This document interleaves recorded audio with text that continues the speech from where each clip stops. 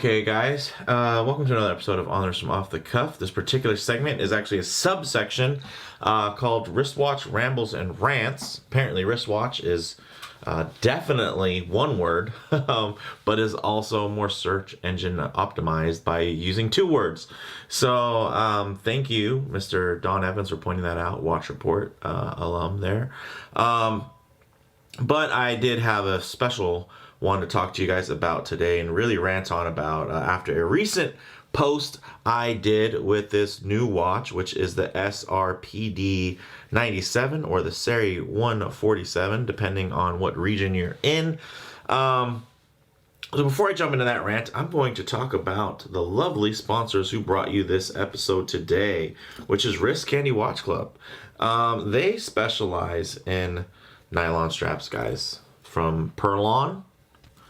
If we let this focus here, as you can see, they're quite lovely, to NATOs that are very interesting and have a very unique loop feature here where you can actually fold the loops over, which actually, when you're trying to refold the access there, it actually does give you a little bit more of options and also making them quite versatile.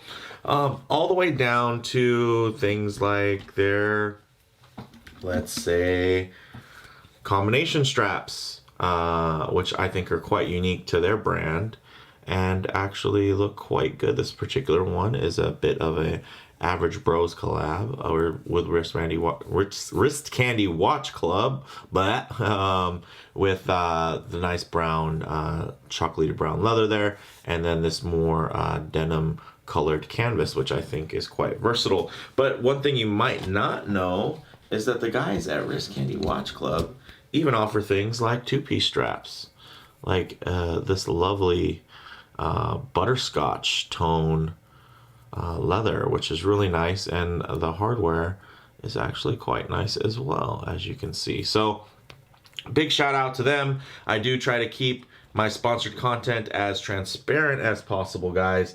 I don't want to mislead anybody and basically be paid to do a review of something. So I like to just kind of do a little bit more of just a little bit of product placement as far as that goes. So Wrist Candy Watch Club, thanks for this segment. Now on to the meat and potatoes of this segment. Guys, you know what? I posted these watches and I said, hey, this new watch is the SARB 035 successor you've been waiting for. A lot of people have had complaints about the size and scale of Seiko's recent releases in the Presage line, saying that, of course, they're just always too large, always too large. And this one is, as you can see, very similar in scale. You know what? Let's actually change the camera perspective, zoom out a bit, and take a closer look. All right, so as you can see, very similar dimensions-wise. These are 38 point something or other in diameter, very similar in aesthetic. I did switch out the bracelet here just because I couldn't get a great fit. It wasn't a bad bracelet by any means. I couldn't get a great fit. Wasn't really a huge fan of the buckle system, so I switched it out with this Alpha Jubilee. It's not super solid or anything like that. It's much more of just a vintage feeling option. It's very stamped. The center links are hollow. The end links are hollow, but they're the good kind of hollow end links that actually do fold over really nice. And it makes it a more wearable watch for me, although it is not as high quality, I'd say, as a lot of the other options out there. I do like the scale on it. It just feels like the right thickness and density that I should have for a watch of this size, and it ties into the more vintage aesthetic, obviously with the handset and whatnot. Now, this piece here caused quite an uproar. I'm one of the people from the camp that are quite excited. Another watch in that kind of SARB-esque, in that size range. Wrist Candy Watch Club, big thanks. Thanks again. So really cool from that standpoint, right? But there's just there was a lot of comments. People just want to go on and on. Oh, but brands like San Martin, they can make watches that cost so much less with much higher specs, with ceramic, with all the lume and with sapphires and all this stuff, right? 200 meters water resistance.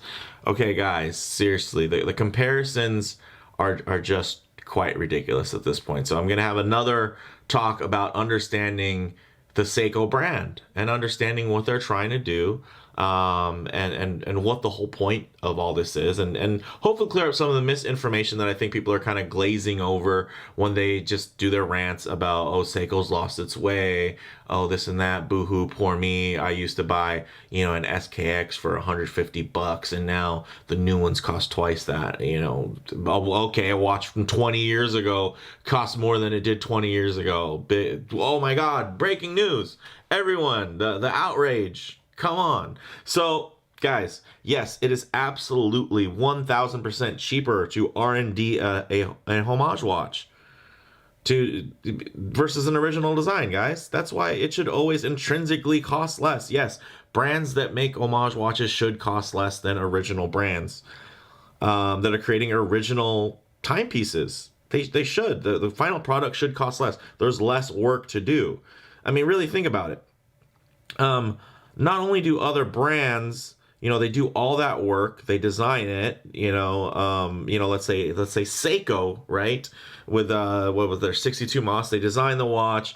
Not only do they design it, they create a market for the watch where people want it. And so they basically build out the proof of concept, and then a homage company comes along, creates a similar watch with similar specs, if not sometimes better in a lot of ways. And they charge way less for it. Of course they charge way less for it. It was way less work. They have like 5 employees and everything else is farmed out.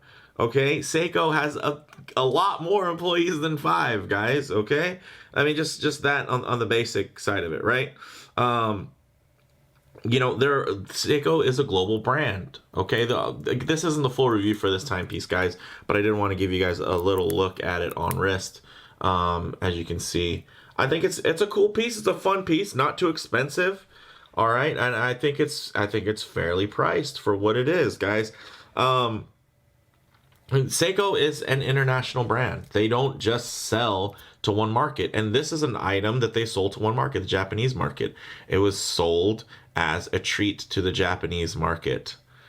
They didn't do any type of global price structure or nothing like that.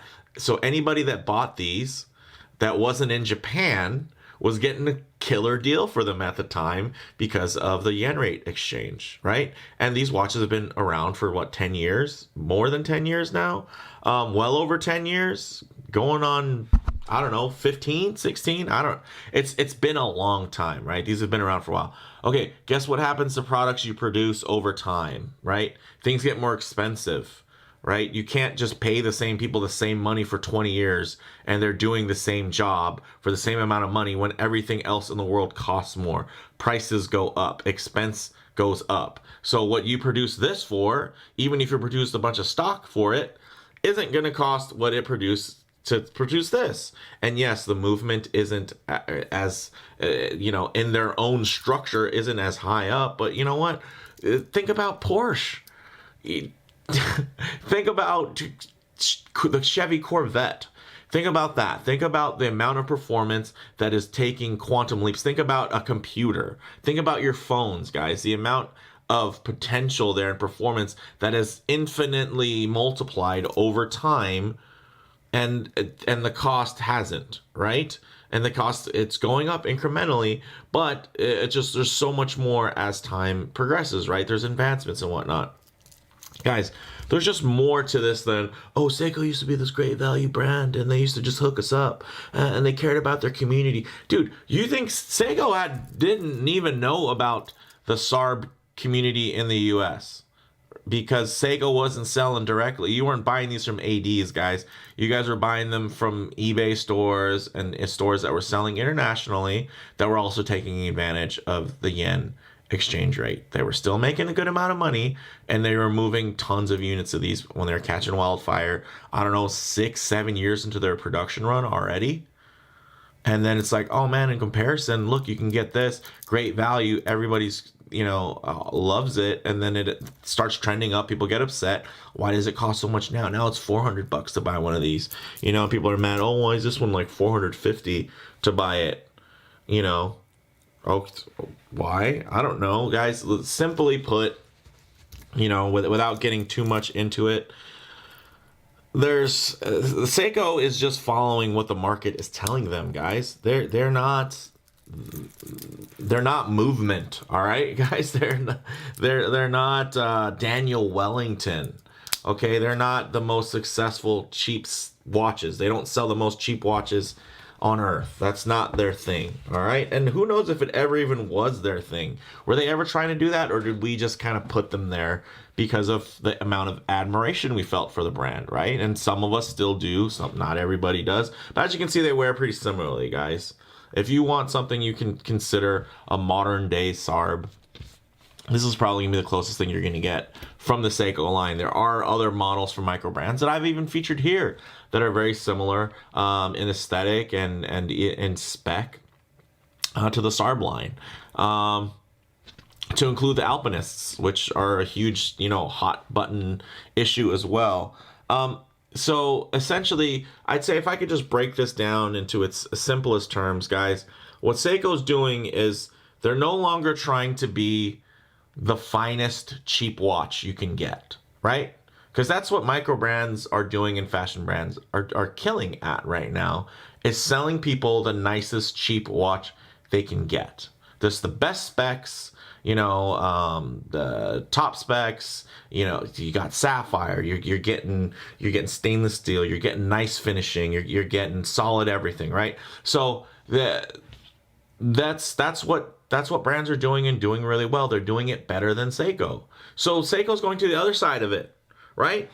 They're saying we'll be the most affordable brand of the higher end, right? Because they are technically, if you think about it, Seiko is a brand that has the same type of values as high-end brands. They value things being done in-house, horological significance, right? Brand lineage. You have all those things with Seiko.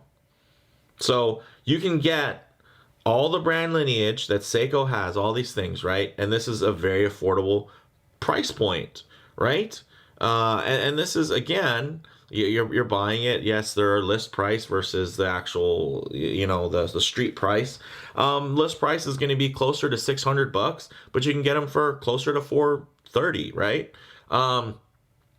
That's not bad for an in-house watch, original design, and in-house, beyond in-house, right? We're talking they're making the crystals, they're making the jewels, they're making the lubricants in the watch, right? Seiko is taking on all of that overhead, right? The cost of all of that. You know who doesn't have to pay that kind of cost? Somebody who's ordering their parts from a manufacturer. They're not, okay? They're just ordering bracelets from a company that makes bracelets. They're ordering watch dials from companies that make watch dials. They don't have to have craftsmen that make and they don't have to price against every other watch they have, right?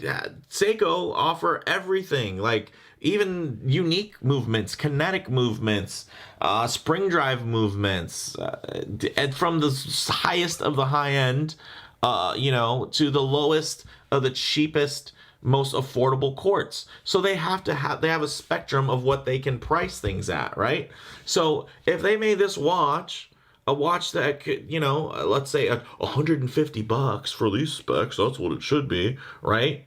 Because there's some gray market site where you can get an old Seiko for with similar movement.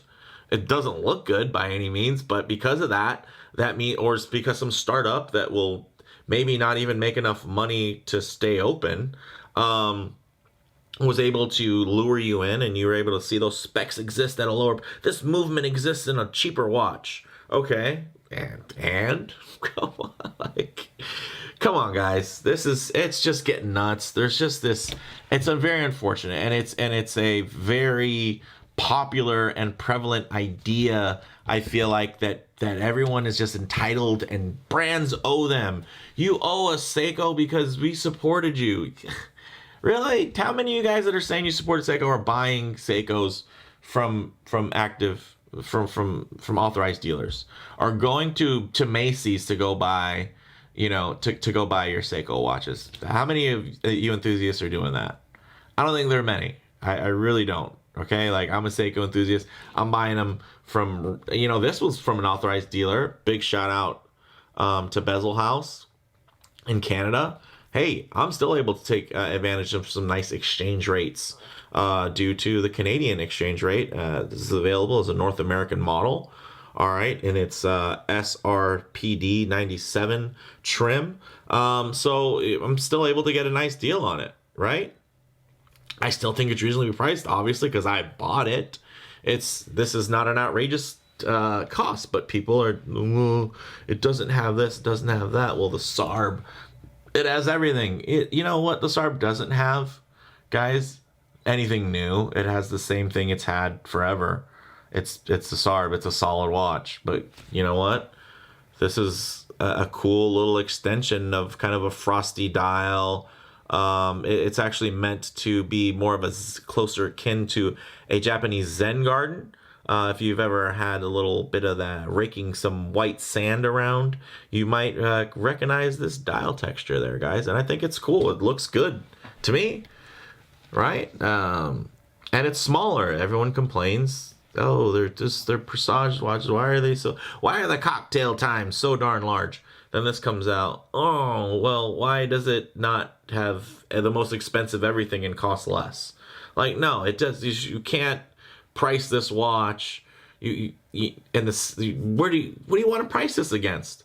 Did you think that they should have just done what? They shrunk down an affordable watch and kept it affordable.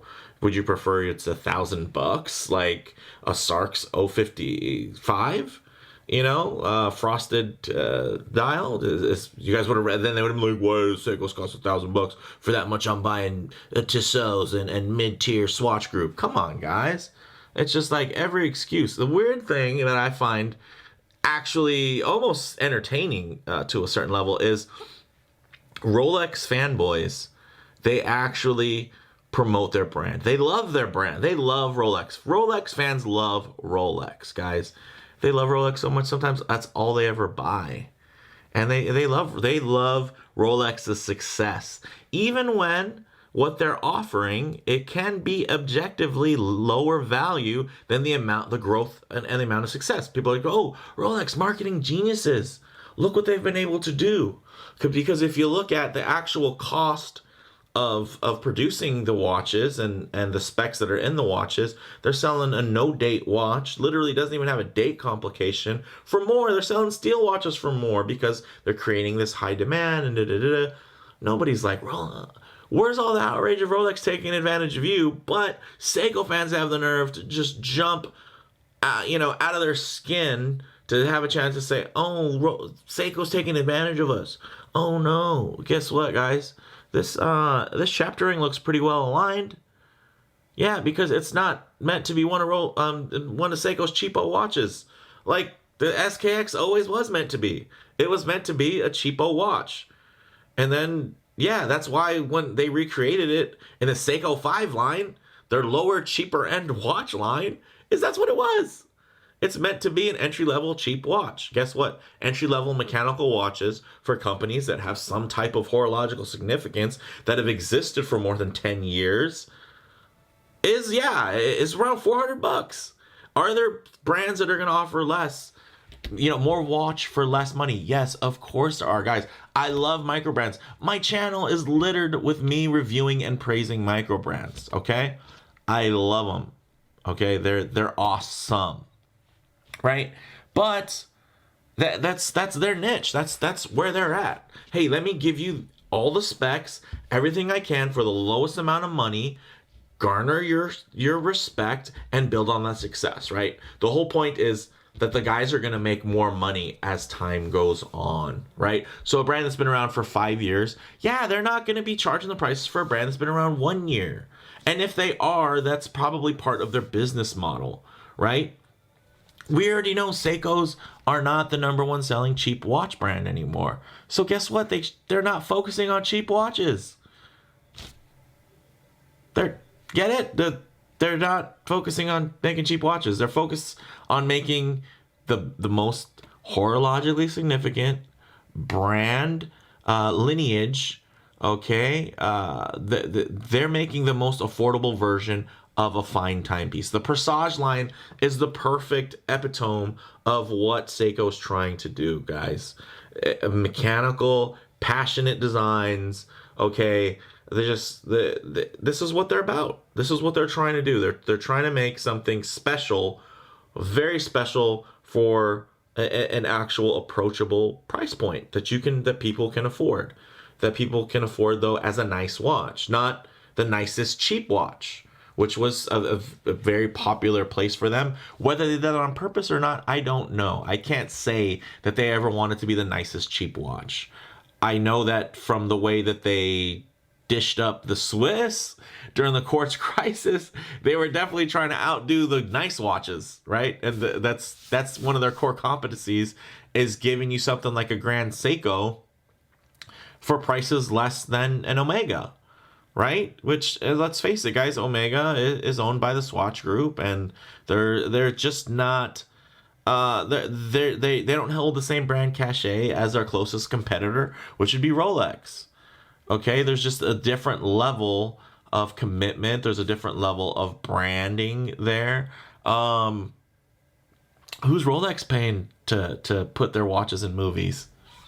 Like, nah, you know why they're in there? Because the Rolex Submariner now is a set piece, right? It's like, oh, we're gonna cast this cop or this guy, or this gangster. Let's give him a date just, right? Because they have significance on that level, right? They're not necessarily paying to get in, like Hamilton, right? They're not just, hey, well, we'll put this in this movie and that movie. We'll get it out there. People will think it's cool. It's fun. Nothing against that, guys, but they don't necessarily have to. And yeah, Seiko doesn't have to. Seiko doesn't have to send out watches for guys on YouTube to review.